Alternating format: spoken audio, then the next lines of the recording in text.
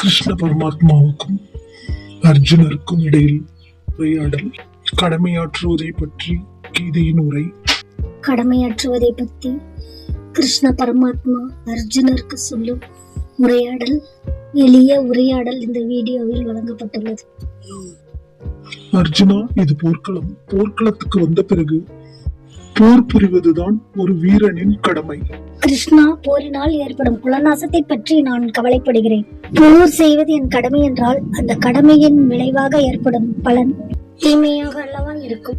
அர்ஜுனா, கடமை செய்யும் போது அதனால் ஏற்படும் நன்மை தீமைகளை பற்றி கவலைப்படக்கூடாது. ஒருவன் தன் கடமை செய்யும் பொழுது அதன் பலனை எதிர்பார்க்க கூடாது. கடமையை செய்வது மட்டும்தான் அவனது வேலை. அதற்கு உண்டான பலனை கொடுப்பது இறைவன் செயல். யார் யாருக்கு எப்போது எதை கொடுக்க வேண்டும் என்று இறைவனுக்கு தெரியும். அந்த இறைவனின் செயலை யாராலும் தடுக்க முடியாது.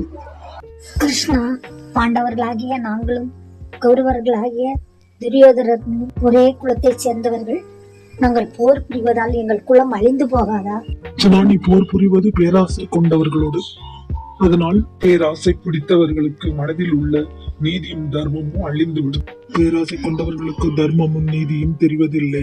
கடமையை செய்யும் போது அதன் நன்மை தீமைகளை பற்றியும் அதன் பலனை எதிர்பார்த்து கொண்டு இருக்கக்கூடாது. கடமை செய்வதில் மட்டும்தான் நம் வேலையா இருக்க வேண்டும். அர்ஜுனா, ஒரு மனிதன் பிறக்கும் போதே அவன் மரணத்துக்குரிய நாளும் முடிவு செய்யப்படுகிறது. உயிரினங்களும் பலவிதமான முறையில் மரணம் அடைகின்றார்கள். நோயினாலும், நீரினாலும், நெருப்பினாலும், பட்னியாலும், கொலை மற்றும் தற்கொலைகளாலும், மிருகங்கள் தாக்கப்பட்டும் மரணம் ஏற்படுகிறது. யார் யாருக்கு எப்போது மரணம் ஏற்படும் என்பது பிறப்பின் போதே முடிவு செய்யப்படுகிறது. ஆகவே போர் வீரர்கள் போரில் மரணம் அடைவது என்பது ஒரு வியப்பான விஷயம் இல்லை. எல்லோர் மரணமும் ஏற்கனவே முடிவு செய்யப்பட்டதென்றால் நான் ஏன் போரில் ஈடுபட வேண்டும்?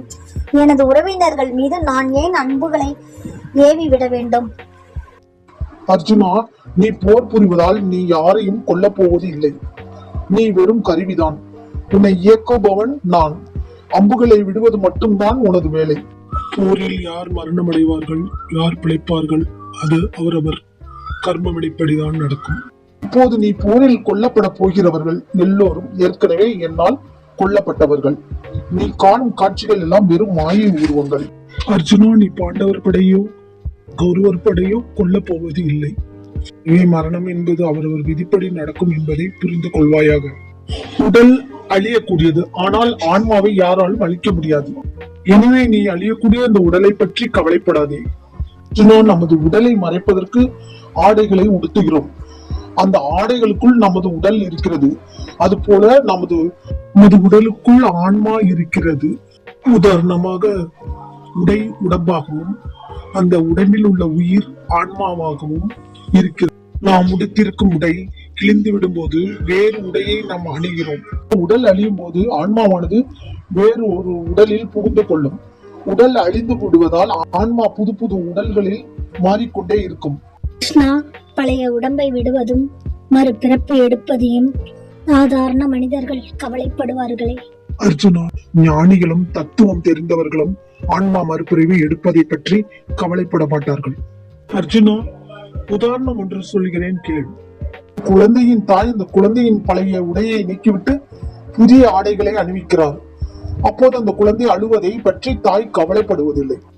எல்லா உயிரினங்களிடம் உள்ள ஆன்மாவை யாராலும் அழிக்க முடியாது. அதுபோல உடல் அழிந்தவுடன் ஆன்மா வேறு ஒரு உடலை நாடி போகிறது. எல்லார் உடலிலும் இருக்கும் ஆன்மாவை யாராலும் எப்போதும் கொல்லப்பட முடியாது. எனவே நீ உயிரினங்களுக்காக வருந்த தேவையில்லை. எல்லா உயிரினங்களும் ஒரே ஆன்மாவாகத்தான் உடல்கள் வேறுபட்டு இருப்பதால் அவர் வேறு தோற்றமாக நமக்கு தெரிகிறது. எனவே ஆன்மா நிலையானது, அதை யாராலும் அழிக்க முடியாது. மகிழ்ச்சி, துயரம், விருப்பு, வெறுப்பு போன்றவற்றை மனதில் நினைத்துக் கொண்டு இரட்டை நிலைகளுக்கு ஆளாக கூடாது. மனிதர்கள் தங்கள் கடமைகளை செய்யாத போது சீர்குலைந்து போவார்கள். எனவே குழப்பமடையாமல் நீ உனது கடமையை செய்ய வேண்டும். ஒருவன் தனது கடமையை செய்யும் போது அதன் பலனை எதிர்பார்த்து கொண்டு இருக்கக்கூடாது. கடமை செய்வது மட்டும்தான் நமது வேலை. அதற்குண்டான பலனை கொடுப்பது இறைவன் செயல். யார் யாருக்கு எப்போது எது கொடுக்க வேண்டும் என்று இறைவனுக்கு தெரியும். அந்த இறைவனின் செயலை யாராலும் தடுக்க முடியாது. ஆகவே கடமையை மட்டும் ஒழுங்காக செய்து முடிக்க வேண்டும். நீ இரட்டை நிலைக்கு ஆட்படாமல் உன் கடமையை செய்வாயாக. மனிதர்கள் எல்லா விதத்திலும் என்னுடைய வழியை பின்பற்ற வேண்டும். எல்லா உயிரினங்களும் தத்தம் கடமைகளை பலனை எதிர்பார்க்காமல் செய்ய வேண்டும்.